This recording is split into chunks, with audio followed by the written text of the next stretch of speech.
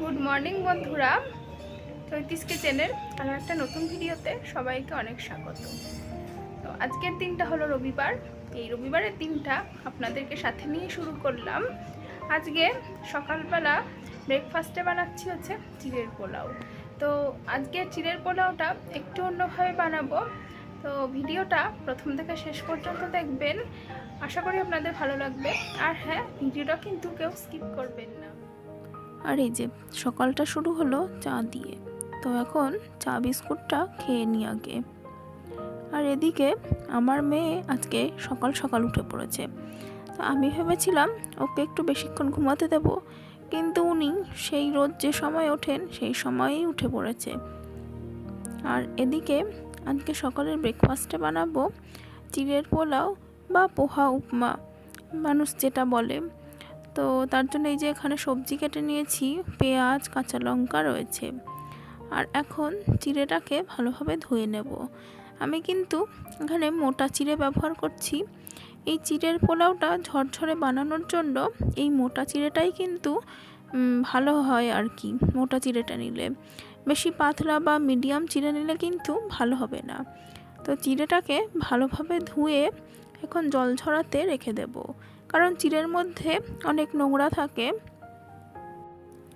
আর এবারে গ্যাসে কড়াই বসিয়ে দিলাম আর দিয়ে দিচ্ছি পরিমাণ মতন সাদা তেল। তো তেলটা বেশ ভালোভাবে গরম হয়ে যাবার পর এখন তেলে একটু সর্ষে ফোড়ন দিয়ে দিলাম। আর এবারে প্রথমে দিয়ে দিচ্ছি কেটে রাখা পেঁয়াজ, কারি পাতা আর কাঁচা লঙ্কা। এই সমস্তটা কিছুক্ষণ একটু ভেজে নেব। এটা এই সর্ষে আর কারি পাতা ফোড়ন দিলে একটা বেশ আলাদা ফ্লেভার আসে। দিয়ে দিলাম কেটে রাখা আলু, বিনস আর গাজর। আপনারা আপনাদের ঘরে যেরকম সবজি থাকবে সেরকমই নেবেন। আর দিয়ে দিচ্ছি অল্প একটু লবণ। এবার লবণটা দিয়ে বেশ ভালোভাবে সবজিগুলো ভেজে নেব। আর সবজিগুলো ভাজতে ভাজতে দিয়ে দিচ্ছি এর মধ্যে একটু হলুদ দিয়ে সবজিগুলো কিছুক্ষণ ভেজে নিয়ে তারপরে দিয়ে দিচ্ছি সেদ্ধ করে রাখা ছোলাটা কিন্তু একদমই অপশনাল, আপনারা না চাইলে দেবেন না, তবে এর মধ্যে বাদাম দিতে পারেন। আমার যেহেতু বাদামটা নেই সেই জন্য বাদামটা দিতে পারিনি। আর এই যে দেখুন সবজিগুলো কিন্তু ভালোভাবে ভাজা ভাজা হয়ে গেছে। আর এখন ধুয়ে রাখা চিড়েটা দিয়ে দিলাম।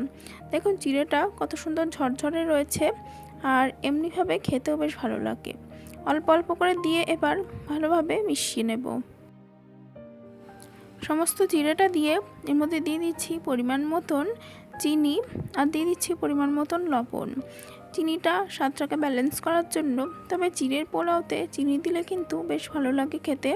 আর দেখুন দিয়ে দিলাম একটুখানি লেবুর রস। এবারে সমস্তটা ভালোভাবে মিশিয়ে নেব। আর মিশিয়ে নিলেই রেডি আজকের চিড়ের পোলাও। আর এই যে একটা জিনিস দেখাচ্ছি, দেখুন এই হচ্ছে আমার মেয়ের চশমার কালেকশান।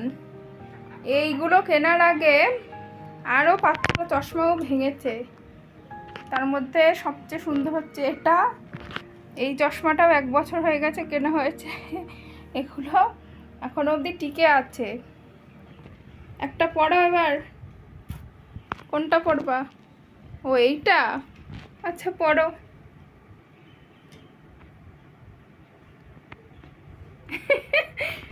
চশমা পরে কম, ওটা এগুলো নিয়ে খেলা হয় বেশি। কিন্তু কোথাও গেলে পরে, মেলায় গেলে তো মানে চশমার দোকান দেখলে আমরা সেখান থেকে রীতিমতন পালিয়ে আসি ওকে নিয়ে। বাহ, দারুণ! ওইগুলো কি আবার চশমার ওপরে শিং? চশমার শিং বেরিয়েছে না কান ওগুলো? বাহ, দারুণ লাগছে। আমি চশমা পরি, আমারও বোধহয় এত চশমা বানাইনি কোনো দিন। এর যতগুলো চশমা হয়ে গেল, দারুণ লাগছে।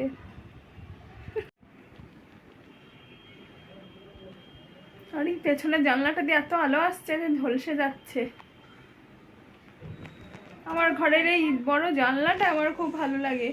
আমার দেওয়ালের অর্ধেক জুড়ে জানলাটা, প্রচুর আলো বাতাস ঢোকে, হাওয়াও ঢোকে, খুব ভালো লাগে বেশ।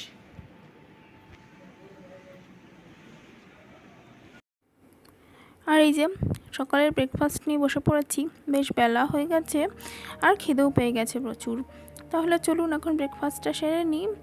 আর বন্ধুরা, এখন আমার ভিডিও কিন্তু ফেসবুক পেজেও আমি দিচ্ছি, তো ফেসবুক পেজটাকে অবশ্যই আপনারা ফলো করে ভিডিওটা লাইক করে দেবেন। আর বন্ধুরা, আজকের ভিডিওটা এখানেই শেষ করব।